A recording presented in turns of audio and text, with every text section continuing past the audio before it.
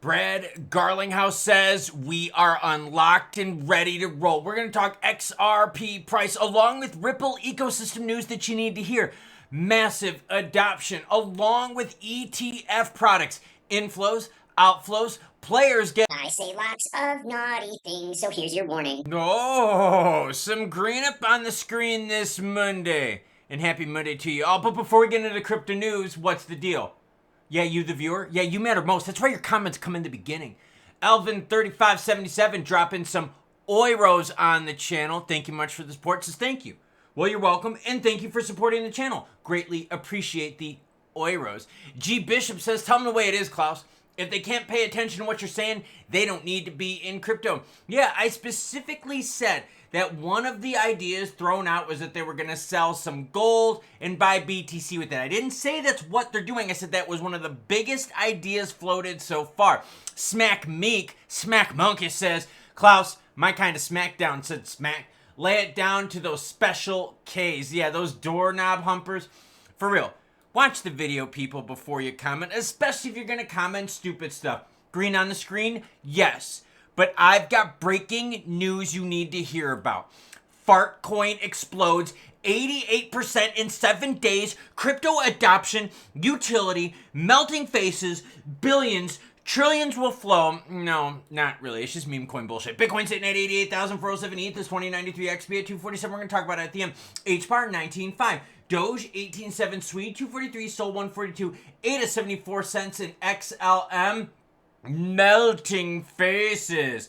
Trillions will flow. How many times you heard that regarding XLM? Well, melt this, bitches. It's 29.1 cents. I brought up the Fartcoin thing because honestly, we're always seeing something moving in the meme coin market, and that's honestly what the meme coin market needs right now. A big new player to come in and revive the enthusiasm. Otherwise, it just dwindles on back down. Bitcoin jumps 3% along with the rest of the crypto market on Trump's easing of tariffs. Oh, the original cryptocurrency BTC climbed from 84 to 88 on Sunday to Monday morning after reports over the weekend that Trump will opt for more narrower tariffs than he suggested. Trump is scheduled to announce additional levies on major U.S. trading stuff happening on April 2nd. The surge in BTC's price in crypto coincides with a report that the Trump administration is considering narrowing the scope of tariffs set to take effect on April 2nd. So, the markets are going to be reacting very heavily to tariffs. We're going to be paying attention to them as more tariffs are rolled out. Now, let's get right into some XRP-based news. Sound good? XRP ETP, electronically traded products. Inflows surge over 370% amid rising ETF speculation. There's some stats here you need to see. Investment flows into digital asset exchange traded products reached 664 million last week, according to a report from CoinShares. Despite the strong overall performance, most of these flows were dominated by BTC. So essentially, BTC was accounting for 90% of the inflows. This figure indicates that several altcoin-focused ETPs recorded notable outflows, pulling down the total net figure.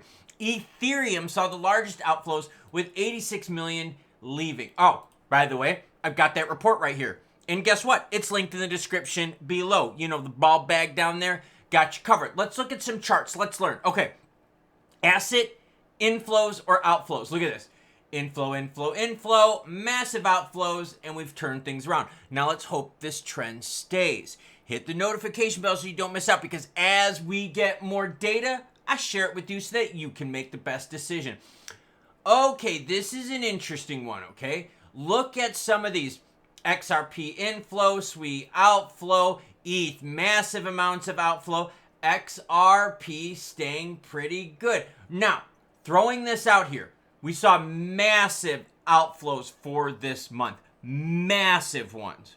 Before this month, we were doing really good with XRP ETPs. Yeah, but this month, we erased a ton of those gains. In fact, it brought us to the negative for year to date with XRP. And this is referencing institutional grade money. You want to keep learning even more? Where is the money coming from, Klaus? From, I don't know, the Estados Unidos, the United States, girlfriend. 632 million flowing in from the US, followed by Switzerland, then Germany, Sweden with outflows, Canada with outflows. So we're seeing where the money is coming from. Now you see this big blob of money coming from the United States, this 632 million. that has to deal with this. Brad Garlinghouse. As I said today in Mornings with Maria, I strongly believe that we are underestimating what it means to unlock the U.S. market through upcoming crypto legislation, as well as previous guidance and statements rescinded from the SEC and OCC allowing FLs to work with crypto. Oh, financial institutions. I don't know why I said FL. Financial institutions. Klaus is tired because Klaus just went running. With 4+ years of headwinds behind us, the U.S. is ready to reclaim its leadership position. So what Brad is saying here is that as we get the regs, more money is going to flow in. So you're already seeing money flow in from the United States. But once we get the actual concrete regs, him, myself, and plenty of others out there are expecting even more money to flow in. Oh yeah, Brad's tweet, it's linked down below. You wanted breaking news, right? Well, yeah, I got it for you. How breaking is this news? Happened this afternoon, girlfriend. Hit that subscribe button, notification bell, so you don't miss out. Let's get into more Ripple XRP RLUSD ecosystem news. Ripple stablecoin RLUSD skyrockets 319% in market shift. Let's learn. RLUSD has experienced a 319% surge in trading volume over the past 24 hours, reaching 39.9 million, which basically means the trading volume sucked ass before this. This surge comes as market participants show growing interest in Ripple stablecoin offering. They are now at a circulating supply of 176 million, with the majority of it being on Ethereum's mainnet. Think about that. The majority of RLUSD out there is not on XRPL, it's on ETH, baby. All right, now let's compare this 319% gain, okay? So let's compare the 39 million in trading volume compared to some other stable coins, and let's compare the 176 million in market cap. Are you ready to learn? Let's do it, baby. All right, first things first, Tether. 24-hour volume, 65 billion. Market cap, 143 billion. I know Tether's the big one. I'm just comparing yourself to the best. You always should compare yourself to the best. Don't compare yourself to the middle of the pack or the worst, and then you're just a fucking loser. You're a big fish in a small pond. That's a loser mentality. You compare yourself to the best. Okay, what about USDC? 10.1 billion in volume. And remember, how much volume did RLUSD have? 39.9 million. 39.9 million, 10.1 billion. Market cap, 59.5 billion compared to RLUSD's what? 176 million. Okay. Another big player out there. What about PayPal? PayPal's PYUSD is a big piece of shit. Been around quite a bit longer than RLUSD. So how did we compare to PayPal's PYUSD? Remember, RLUSD, 39.9 million, a 319% surge in the last 24 hours compared to PayPal's 124 million. So PayPal has got like 3x plus the volume. Market cap, 777 million compared to RLUSD's 176. So we got a way to go. But remember, RLUSD is a very new product launched in December. So it really hasn't even been that long. But when you think of a 319% surge, that means what? That means the volume for RLUSD was 10 million in a 24-hour period. That's not good. So yes, the tagline, big numbers, big money, big adoption, baby, is we've got a 319% usage skyrocketing. But 319% compared to a very small thing sucks ass. You know what it's like? It's like you telling me you got a 1-inch dong. And then you're like, but bro, I grew my dong 319%. So now I have a 3.19-inch dong. Oh my god, it's so freaking big. No, it's not. It's still freaking pequeño. So just remember that the stats shared in some of these taglines and articles are fairly misleading. That's why you got to zoom in and you got to pick apart the numbers and see what the real stories are. Just like I shared with you earlier, XRP was doing extremely well for the year, and then all of a sudden we dumped massively in terms of ETPs from institutional players in the month of March. March was not a good month for XRP. Now let's go to the broader crypto market. We're at 17 out of 100 with BTC dominance, essentially meaning BTC is holding its price better than the rest of the market. BTC goes up 5%, rest of the market goes up maybe 3%. BTC goes down 1%. The rest of the market maybe goes down 5%. Volume for crypto still sucking massive ass. 84 billion, super low. We're definitely starting to go back down to the pre-hysteria election levels. That's not good because we want interest, or otherwise Fartcoin is gonna fucking melt faces. Oh, grown men will cry. Oh my God, I can't do this. All right, let's talk XRP specifically. We're at 247 right now. We did try to touch 250, but we got rejected. We tried to put our hand in the land of the mighty boom boom and take her back to her room, and she said no. No, I've got other things to do. Here's that attempts that got us over 250, tried several times, couldn't hold it, tried again right here, and that's what has me concerned. It's this move right here. Tried it and got rejected again. Now, the move is still early. Let's just be real here. The move is still early, but when you see a bunch of rejections right here at that 250 mark, and then we try it again and we get pushed back, that's not what we want to see. And look how small this candlestick was that got us to the 250 mark. And we barely got over it. The high on this candlestick, 250.44. Now watch what happens. I'm going to go into the 1 minute. And look what happens to that candlestick-a-roni. How many minutes did we spend above 250? Melting faces. Grown men will cry. Are you ready? We spent 1 minute, 2 minutes. Then we went back under. 3 minutes.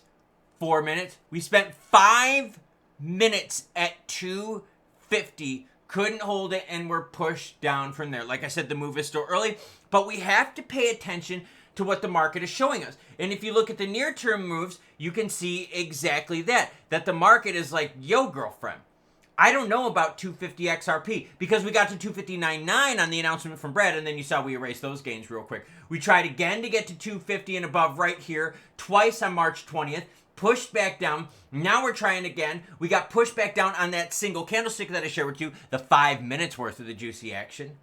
So yeah, we need some massive juice. And by the way, when it comes to outflows with XRP, put this into perspective.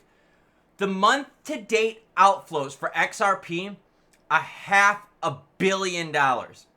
Year-to-date, down 344 million. That means the month of March literally wiped out all the inflows we saw in the positive from year to date.